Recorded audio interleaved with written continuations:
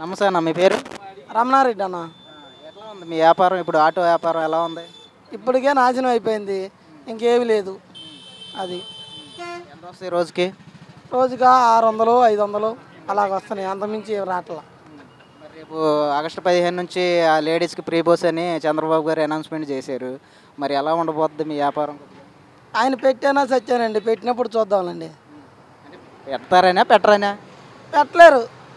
ఆయన మొఖమాటం లేకుండా సిగ్గు లేకుండా ఒప్పుకుంటున్నాడు పథకాలు నేను అమలు చేయలేనని. ఇంకా దాని గురించి పెట్టేది ఎక్కడ, ఆయన సచ్చేది ఎక్కడ?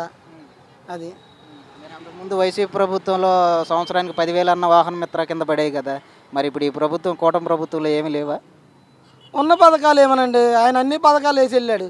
ఈయన ఇంత మటుకు ఒక్క పథకం కూడా ఇలా ఏంటి, ఏది పెట్టినా కానీ వెనక్కి వెళ్ళిపోతుంది. పిల్లలు మొత్తానికి ఏంటి అమ్మఒడి వేస్తా అన్నాడు, తల్లికి వందనం అంటే ఇంకా తల్లికి వందనం వేస్తాడేమో అనుకున్నాడు. జూన్ నెలలో ప్రవేశపెడుతున్నారు కదా తల్లికి వందనం కింద. ఏమో అది చర్చిలో వందనాలు వందనాలు అంటారు చూసారా, అలాగ అయిపోద్దాం అనిపిస్తుంది నాకు. అంతేగాని తల్లికి వందనం వేసేటట్టు కనపట్ల నాకు. ఎందుకని అలా అంత అంటే మీరు వైఎస్ఆర్సీపీ పార్టీ ఏమన్నా? అలాగని కాదండి, ఇక్కడ జెండా చూడండి, టీడీపీ జెండానే ఉంది. ఆ ప్రభుత్వంలో మీకు సంక్షేమ పథకాలు అందినాయా? ఆ ప్రభుత్వంలో అందినాయండి. మాకు ప్రభుత్వంలో అందటం కానీ ఏదైనా సరే ఇంటికే వచ్చాయి. ఏంటి ఏ పథకాలైనా సరే ఇబ్బంది పడకుండా వాలంటీర్లు అలాగే అందజేసేవాళ్ళు మాకు. ఏంటి ప్రతిది కూడా పెట్టుకోవడం ఆలస్యం, పెట్టుకుని ఒక నెల రోజుల్లోనో లేకపోతే 2 నెలలకు తీసుకొచ్చి ఆధార్ కార్డులు కానీ, రేషన్ కార్డులు కానీ, ఆరోగ్యశ్రీ కానీ అన్నీ దగ్గరికి ఇంటికి చేర్చేవాళ్ళు. ఇప్పుడు ఏది పెట్టుకోవాలన్నా కానీ 1 రోజు 2 రోజులు పోతుంది, తాలూకా ఆఫీస్ చుట్టూ తిరగాల్సి వస్తుంది. సచివాలయానికి వెళ్తే ఇక్కడ అవి లేవండి, ఈ పని చేయట్లేదండి, అవి పని చేయట్లేదండి, అక్కడికి వెళ్ళండి, మీ సేవకి వెళ్ళండి, పడమటికి వెళ్ళండి, ఏంటి ఆ మున్సిపల్ ఆఫీస్కి వెళ్ళండి, తాలూకా ఆఫీస్కి వెళ్ళండి అని చెబుతున్నారు. అది ఇప్పుడు ఈ ప్రభుత్వంలో, కూటమి ప్రభుత్వంలో మీకు చేకూరిందంటూ ప్రభుత్వ పరంగా ఏమీ లేదు. ప్రభుత్వ పరంగా అయితే ఇంత మటుకు ₹1 ఇవ్వలేదు. దానికి తగ్గట్టు ఈ బ్యాటరీ బండ్లు, మాకు అంతకుముందు డీజిల్ బండ్లే ఉండేవి, లోకల్ బండ్లన్నీ ఉండేవి విజయవాడలో. అయితే ఇప్పుడు ఏమైందంటే బ్యాటరీ బండ్లు ఇచ్చారు. బ్యాటరీ బండ్లు ఎక్కడ కావాలంటే అక్కడ రిజిస్ట్రేషన్ చేసేస్తామన్నారు. ఇప్పుడు యాక్చువల్లీ చెప్పాలంటే మొన్న డబల్ సిలిండర్ బండ్లు విజయవాడ సిటీకి వదులుతామన్నారు. అయితే దాన్ని ఆఫ్ చేసామన్నారు.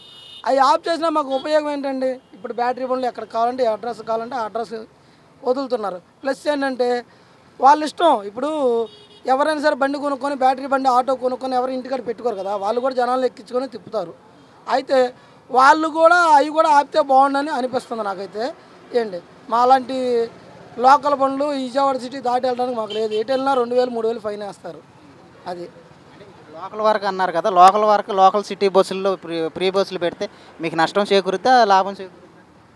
ఇప్పుడు దాకా అన్నం వండుకుంటున్నామండి, ఈసారి మట్టేసుకోవటమండి తప్పేళ్ళలో. అది ఇంకా అంతమించి ఏముండదు.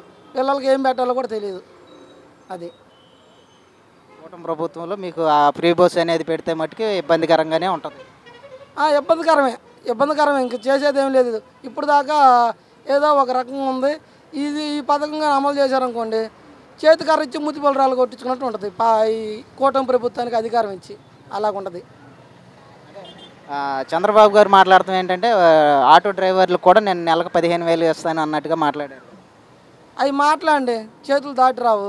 ఆయన అన్నాడు ముసలమ్మ నొక్కేస్తే బట్టన్ అన్నాడు. ఆయన నొక్కలేకపోతున్నాడు, ఆయన ముసలోడే. మరి ఆయన ఎందుకు నొక్కలేకపోతున్నాడు నాకు అర్థం కావట్లా.